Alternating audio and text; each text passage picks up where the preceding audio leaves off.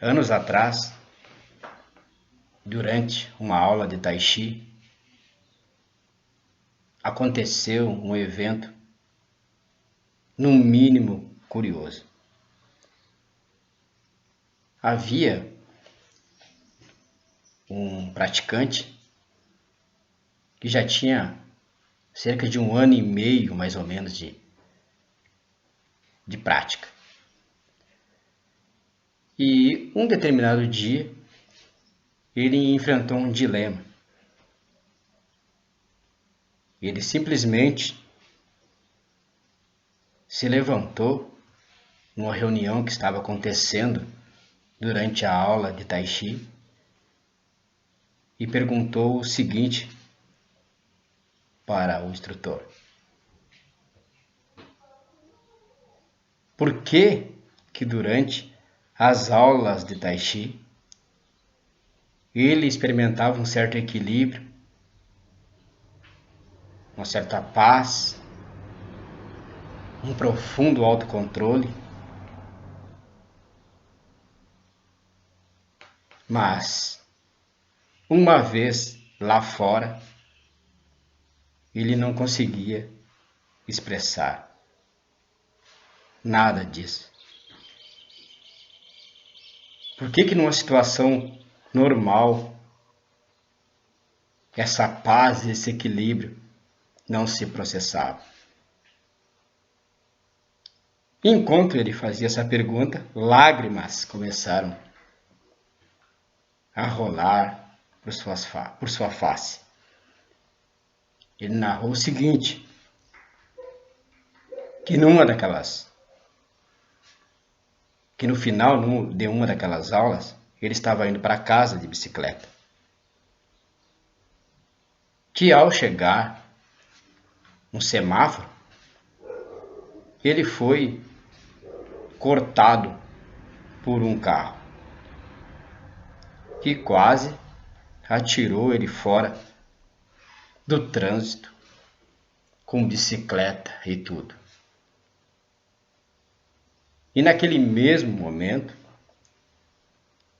disse ele, que começou a reagir de forma agressiva, que a raiva tomou conta dele, a ira,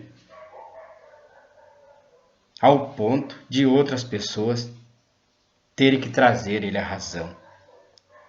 E ele chorava perguntando por que isso acontecia com ele, que já tinha mais de ano de Tai Chi. Por que essa paz, esse autocontrole não o salvara numa situação como essa? Você consegue compreender a gravidade disso? O personagem que você cria quando você entra nessas coisas, o observador. A pergunta é: existem dois observadores? Eu crio um observador quando eu entro para uma aula de Kung Fu? Eu crio um observador quando eu entro para meditação? E quando eu saio da sala de meditação, eu deixo aquele observador e visto outro? Então, quando eu saio dessa aula, eu volto para o meu condicionamento, eu volto para o automático. Mas essa clareza, esse silêncio, não está me ajudando a perceber o barulho enquanto ele acontece? Se o silêncio não está me ajudando a perceber o barulho enquanto ele acontece, há realmente silêncio? O que é o barulho? O Osho costuma dizer que a mente é barulhenta. E a mente é uma coisa barulhenta. Pensamento é barulho. Raiva, irritação é barulho. Mas quando você está em ação, lá na rua, no trânsito, você fica surdo a isso. O barulho é tão alto que você não consegue mais ouvir o seu cérebro. Por quê? O seu cérebro, originalmente, é uma coisa silenciosa. Então, se não há silêncio, não há originalidade.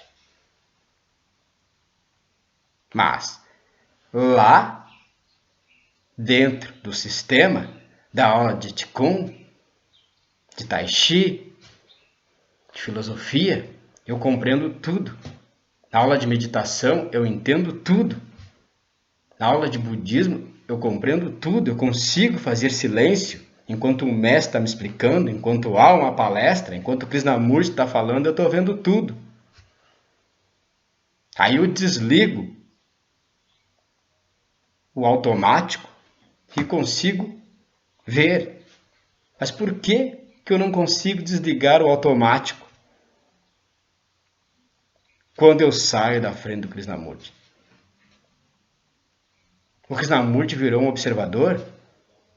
O Tai Chi virou um observador? Se virou um observador, isso também caiu no automático. Não está claro? Deu para compreender?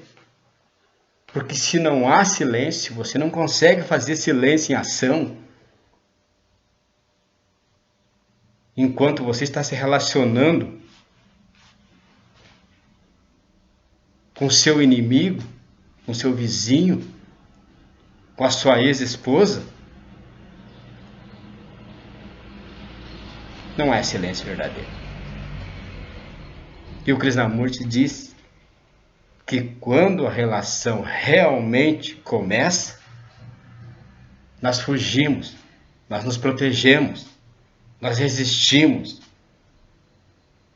Ali na rua, no trânsito, a relação realmente começou. Mas aquele equilíbrio era falso, aquele equilíbrio era de aula, era insular, era o equilíbrio do Tai Chi, era o equilíbrio do Qigong, do ensinamento. Não era um equilíbrio autêntico. Não era o silêncio autêntico.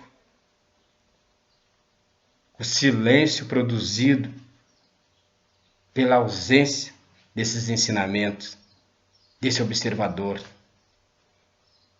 Esse silêncio que eu produzo nesses lugares é um observador silencioso. Eu tenho um observador silencioso. Um observador que fica em silêncio porque quer favores do universo, da vida interior, da vida invisível, e não resolveu o seu problema lá no trânsito. E não se perceber como parte de um problema de trânsito. Deu para compreender?